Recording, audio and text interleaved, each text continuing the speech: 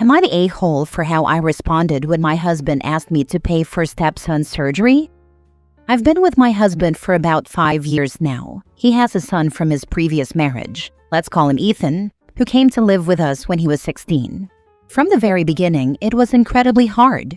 Ethan was cold and distant with me. He made it very clear that he didn't like me and didn't want me around. In fact, he constantly made rude and hurtful comments, often mocking my age or making fun of my living situation. His remarks weren't just casual. They were mean-spirited and designed to hurt. No matter how much I tried to be kind or give him space, he never softened. It felt like he had made up his mind about me from day one and was determined to make sure I knew I wasn't welcome in his life. Even when his dad, my husband, was going through a rough financial patch, I tried to help out. One specific example was when I offered to help pay for Ethan's college expenses. It wasn't something I felt obligated to do, but rather something I wanted to do. I thought it might show that I cared and wanted to support them both. But when I brought it up, my hub said, "You can't buy your way into being his mom." That really stung. I wasn't trying to take anyone's place or force myself into a role I wasn't invited into. I just wanted to help. But after hearing that, I backed off. I respected their wishes and kept my distance, both emotionally and financially. Fast forward to now, Ethan's been sick for a few months. He was managing with medication for a while, but now his condition has gotten worse and he needs surgery. He reached out to my husband and asked if he could help cover the costs, since it's expensive and urgent. My husband then came to me and asked if I'd be willing to contribute. He framed it as a possible turning point, a chance to finally build a connection with Ethan, or at least start moving in that direction. I didn't hesitate. I simply said no. He seemed surprised and pushed back, saying that maybe this could be the perfect opportunity to start healing old wounds and set things right between Ethan and me. But I looked him in the eye and said, "I can't buy my way into being his mom, can I?" I repeated his own words back to him, and I meant them. He didn't react well. He said I was being petty and cruel for holding on to the past, especially when it involved Ethan's health. He told me that this was bigger than a grudge, and that I should be the bigger person.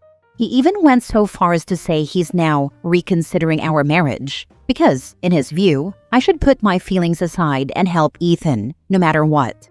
But I still said no, not because I don't care, not because I want Ethan to suffer, but because I've tried before and I've been rejected, insulted, and made to feel like an outsider over and over again. I know how this looks to him, but from where I'm standing, it feels like I'm finally setting a boundary, and that shouldn't be a deal breaker in a marriage. Now for the top comments. So he wants your money but not your presence? And your husband thinks you're the petty one? Nah, he played himself. Keep your cash. I don't think he meant what he said. I think he's saying it to get me to pay, but I still refused. Someone needs to reconsider this marriage, my dear. It would be you. You're in an abusive relationship with someone who is mooching off of you. Sounds like you're shouldering all the financial responsibility while receiving none of the respect from these relationships. Stand your ground. I'd be reconsidering the marriage and serving papers before her husband, honestly. Dude and his kid are both a-holes. If you want to stay in a marriage, swallow your pride and pain and help. Not because it might make Ethan like you more, but because you'd be helping your husband's son and you care about your husband. But from what little you describe here, I'm not sure you should want to stay married. It doesn't sound like he respects you very much, and he's not contributing. Are you actually getting anything out of this relationship? OP and her husband don't seem to like each other very much. Next story. Am I the a-hole for refusing to let my ex-husband's wife homeschool my children? I, 31 female, share 2 children, 9 male and 8 female, with my ex-husband Aaron, 35 male. Aaron's cheating ended our marriage, and before long he had moved in with Nicole, 34 female, and her children, 11, 10, 8, and 6. Aaron and Nicole have a 2-year-old together, and they're expecting another child. Even before Aaron and Nicole met, she homeschooled her children, while my kids attend public school. This was mentioned as a problem before they were even married, but I ignored it. Now this has come up again, and they are being a thorn in my side about it. Nicole said it is unfair for her children to see mine go to school while hers do not. She told me her kids have become jealous, and it's causing issues for her parenting and for her and Aaron's family. I told her this was not my problem and that she needed to figure out how to manage that. That is the life of blended families. Not everything will be the same or equal for the kids from different marriages. Aaron asked me to homeschool a few times, and I told him I would not entertain the idea. He even asked the kids, who were worried when they came to me about it. They didn't want to leave their friends and teachers, and they didn't want to stay home all day like Nicole's kids. I reassured them I would not be saying yes to homeschooling for them. Now Nicole and Aaron are on a mission to make me agree to let Nicole homeschool my kids alongside hers. Apparently, they have the 2-year-old started in some form of pre-K homeschooling, and they feel it's only fair for my kids to join in too. I said no. I even had my lawyer send their lawyer a letter officially stating my position on this. My lawyer has also documented everything. They asked their lawyer to take this back to court and get a judge to overrule me, but their lawyer told them this would not go in their favor. My ex was so unhappy about it that he told me all of this, and it gave me the chance to document that also. Now they're claiming I don't have a good reason to refuse other than to disrupt their home and to keep Nicole from playing a bigger role in the lives of my children and to prevent sibling bonding between Nicole's kids and mine. I told them I have many reasons to say no, and they just need to accept it. I stopped replying after this, but since school ended for the summer, I have been inundated with pressure from them over this. They are worried that I'll send them to school in September as planned, which will happen. I feel like the kids wanting to go to school should also count, and I told Aaron this before. But am I the a-hole for not being willing to try? Is it really so hard to believe I just want my kids to attend school normally? And if her kids are jealous of the step-siblings going to school, I think there's a simple solution there. Send them all to school. Her kids being jealous of their step-sibs going to school made me laugh. I'd ask Nicole, why are they jealous? Doesn't say much for your homeschooling, does it? I agree with those who say it's all about control. I would also bring out the big legal guns, so not the a-hole. Absolutely not the a-hole. No thanks, Ron. I'm going to continue to trust the professionals over your current wife. Her comfort is not my concern. This OP. Honestly, I would go back to court to have in writing that school stays the same and they need to drop it. Or you'll be requesting more parenting time for the kids' mental health, not to be disturbed by the stress this is causing them. Agreed. You also need to have a custody order that you have final say regarding picking up out of school, dropping out of the school, and education-related decisions. That paperwork then needs to be given to your school and your school district. Something tells me that if you go ahead and she homeschools the kids, this is going to become a fight over child support and parenting time. Not the a-hole. You are looking out for your kids. How do you even know this woman is qualified to teach your kids crap? Work with your lawyer to get some sort of cease and desist on this topic, to where they can't keep bringing it up. The good reason to refuse is your kids are doing well academically and socially where they are, and there is no reason to risk changing that. I would be tempted to ask your lawyer if there is any way you can trigger an evaluation of the new wife's kids in terms of their progress at homeschooling. My guess is they are way behind. I know they are behind in some areas because of her stance on them. I doubt she teaches science of any kind, for example. Next story. Am I the a-hole to sell her shoes since she sold my magic collection? I, 23 male, had a collection of magic. The gathering cards that I kept in my storage locker under my bed. My girlfriend, 22 female, recently took my storage locker to a local card shop and sold my whole collection. The shop owner is shady for agreeing to cut my lock off.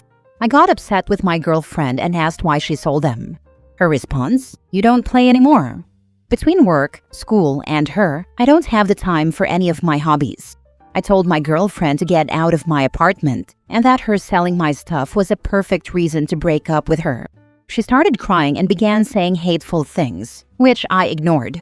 I locked myself in the bathroom, waiting for her to finally leave.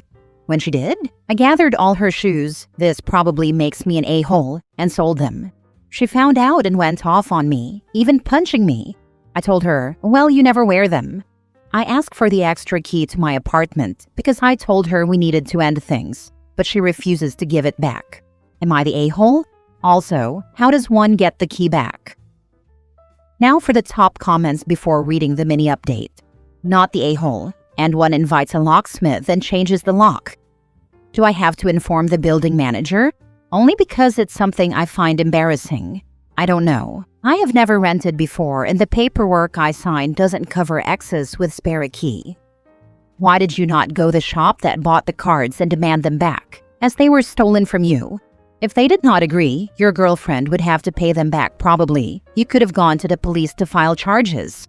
This is not a tee-hee, I sold your stuff, now I sold your stuff kind of thing. This is theft. And forget about that key. Have the locks changed. Give your landlord a copy of the new key and you're good. Save the old lock, just in case, and hand it over to the landlord, now or when you move out. I am a stupid kid, I swear. I didn't think about most of this stuff. Great advice from experienced individuals. Nobody really teaches others how to be an adult. I get it. It's not too late to go get your cards though. For all they know, you only just found out. And at any time, you can just walk into any police station and say you have a situation and you would like advice on how to proceed. The fact that you sold her shoes is not the best thing to mention. But I take it the shoes were in your apartment when you took them and not in hers. That counts for something. If your collection was worth something, I'd still try. And that shop is crap for not seeing a problem with cutting off a lock. They had to have known. Normally shops are more careful than that. Change the lock and the passwords for all the streaming services that you pay for. Also, I would highly suggest taking pictures of all of her items that she has in your apartment before she moves them out.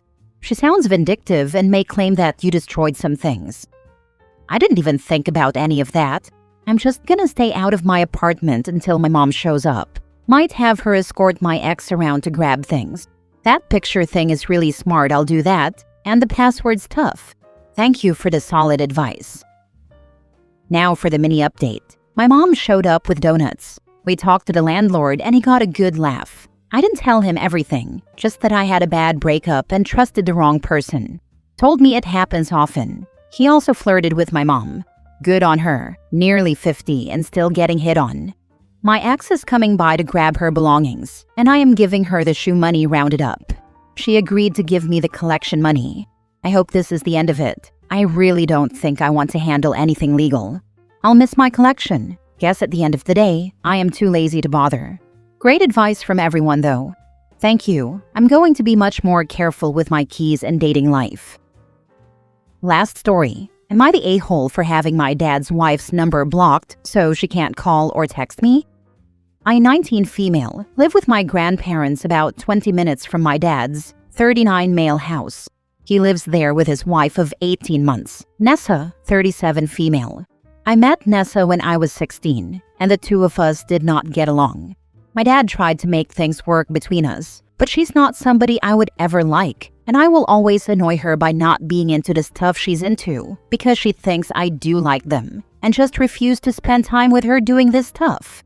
We lived together for a few months, but I knew they were getting married and she was sticking around, and I knew I would not tolerate living with her for long. So I decided to move into my grandparents' house when I turned 18. It made my dad sad, but I told him we could still have a relationship. I just wouldn't live there anymore. After I moved out, I blocked Nessa's number. I don't want to hear from her, talk to her, or text her. A few weeks ago, my dad called to tell me Nessa was in the hospital and she had a pretty bad miscarriage. By the time I got there, to be with him, not her, Nessa was taken into surgery, and they had to perform a hysterectomy. When she came to, she was distraught and freaked out on Dad, because it was only when she was miscarrying that she realized I had blocked her. She had been trying to call me. Dad was in a meeting and didn't have his phone, so for 2 hours she was in distress and tried me, but I didn't answer. My dad asked me if I had her blocked or just didn't answer. I said I blocked her when I moved out. He was sad about it, but he seemed to move on. Nessa called me all kinds of names, and she's demanding I unblock her and make it up to her because it's my fault everything happened, and now she can never have kids. I refuse to do this, and she's constantly mad at my dad because she can't tell me how pissed she is because she's blocked. Am I the a-hole? And, according to her, you were her only option. Why? Not even 911 or ambulances? She said she panicked, and when she couldn't get through to Dad, she could only think of calling me. And then I wasn't answering, but she knew I couldn't be busy, so she kept trying. So for 2 hours, she remained in distress while trying to contact you, but didn't call 911? Good that you are keeping her blocked. Not the a-hole. Sounds like she was already having a miscarriage before she realized you blocked her. Regardless, none of it is your fault. Shame on her for trying to put any blame on you. Sounds like she had some complication with a miscarriage. That's no one's fault. Life can be crappy that way. But situations like this make me wonder if the universe does this on purpose to specific people because they do not deserve to have kids. Yes, she was already mid-miscarriage and was trying to call me because she couldn't get through to Dad. And she said she panicked and couldn't think straight, so she just kept trying me because she knew I couldn't be busy. Are you experienced in dealing with miscarriages? What could you have done other than call an ambulance? Which she could have done herself. Or she could have called your father's office and asked to interrupt his meeting. Doesn't she have family? Neighbors? Not the a-hole. Stick to your boundaries. Your dad's wife could have called emergency services, one of her family members, or her friends when she failed to reach your dad. Common sense would suggest you call emergency services first so they can get you to a hospital as soon as possible. Nessa's pregnancy would have been categorized as a high-risk pregnancy.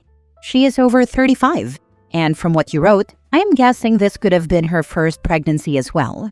Your dad should have made sure he was contactable at all times. Nessa is toxic. She wants to blame you for her miscarriage and hysterectomy. She was, and still is, fixated on the idea of mothering you. Her fixation was such that when you did not respond to any of her calls or messages for a year, it did not occur to her that she was blocked. Now that she finds herself unable to have children, her fixation on you will increase. She needs professional help, which is well above all our pay grades. Maintain no contact with Nessa, and you may want to keep your dad on an information diet to ensure Nessa does not harass you.